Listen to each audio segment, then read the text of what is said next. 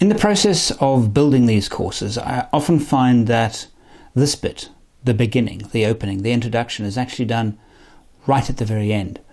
Because doing the course gives me time to reflect on, well, why would one want to do this course? And in this case, of course, why would one want to go and shoot video all on your own? Now, I'm a still photographer as well, although my first love is video. With still photography, it's almost like a selfish pastime, isn't it?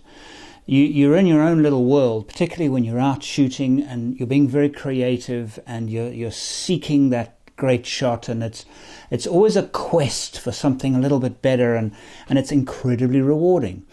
It's also incredibly rewarding to show off your pictures. Isn't it great when somebody goes, "Oh, wow," or you post something on Facebook or Twitter or whatever your Pinterest, whatever your thing is, and you get lots of people liking it and lots of people saying, "Wow, what an amazing image." For the professionals amongst you doing still work, it's the same thing, isn't it? Getting something published. I mean, there are a few things more rewarding actually seeing your work being enjoyed by thousands or millions.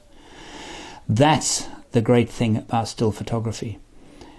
It's also wonderful looking at equipment. I mean, I know I go on quite a bit about saying, don't concentrate, don't focus too much on the equipment, because it's not really about equipment. It's about storytelling. It's about engaging your audience. But at the same time, I am guilty as everybody else. I love a good piece of kit. Who doesn't? And so I will look at the magazines and the internet websites, new equipment. I'm always on B&H to see reviews of new equipment, and I look forward to new products coming out from Sony and Canon and Nikon and whatever. With video, it's exactly the same, isn't it? But video is very much more difficult to do on your own. It just is, because you have so many more things to worry about. Obviously, you still have cameras, but you have more requirements. I mean, to shoot great stills, you really do need a tripod, don't you? The best stills are shot with tripods. Well, I say that as a generalization, but and the reason why I mention tripods is they're a hassle to carry around. But the best photographers will want to use a tripod whenever possible. Likewise with videographers. You really do need to stabilize that camera. So that's an extra piece of kit you've got to carry around. And of course, unlike still photography, you don't have to worry about, where you don't have to worry about sound, audio. With videography, as I've said many times in my courses, the audio is actually more important than the sound, because the audio delivers the emotion. The video, the images deliver the information, whereas the audio delivers the emotion.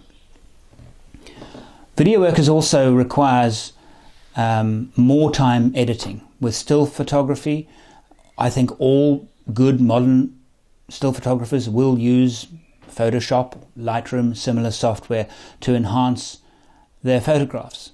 I've heard some people say, "Oh no, that's cheating." Well, in that case, all photography is cheating, as far as I'm concerned, because in the good old days, we used to do it in a darkroom. We used to use a feathering tool and a fill tool. Well, you have a feathering tool and a fill tool in Photoshop. You have the same tools. It's just done electronically. It's the same thing. It's just in the modern age we do it electronically, whereas before we did it in a dark room. What is the difference at the end of the day? As far as I'm concerned, there is no difference. And manipulating photographs in the edit suite is integral. It's a very important part of great photography. So with filmmaking, what is the equivalent? Again, manipulating your images, getting the color to look just right for the mood, for the atmosphere, for what you're trying to create. The creative process in getting images right for stills is no different for videos. It's exactly the same. You go through a color grading process to make the pictures look great. The processes are obviously different, because one's video, one's movie, but in many ways very similar. But of course with video, you've got that one extra element, and that is you have an audio track to create. And the audio track is fundamental in a good video. You haven't got a good audio track, you haven't got a good video. It's as simple as that. You know, I hear people say, oh, you know, I'll get a GoPro, I'll get this, I'll get some great shots. And my reaction to that is, well, just be careful of that. What are you going to do with the shots? If you're just happy to just look at shots, fine. That's okay. Nothing wrong with that if that's all you want to do. But be prepared to bore your neighbors. It's not something that people will enjoy, just a shot, necessarily. There are some exceptions to the rule. There's some YouTube channels that just have shots. One I'm thinking of is, I think they call themselves the Slow-Mo Boys. They just do slow motion, sensational slow motion. They've got an incredibly successful YouTube channel. But again, they've edited it with a bit of story, a little bit of story about how they shot it and the guys involved in shooting it. So it's not just a shot of a slow motion of a paint bucket exploding. It's more than that. And so they carve little stories out of the main event. The main event is the slow motion of the paint exploding or whatever it happens to be. And then the story is behind actually getting that shot. Compelling stuff, very short videos, very successful YouTube channel. But at the end of the day, there is editing that takes place. There's manipulation of the images that takes place. And there is a level of storytelling that takes place. This course, of course, is to help you do that on your own. Shooting video on your own is a real challenge, because what do you do with the audio? You've got to get great audio. How do you capture great audio? It's not easy, but it's not impossible. It's actually very possible with some of the tricks and hints and things that I have learned from doing a lot of it. I'm going to share those with you.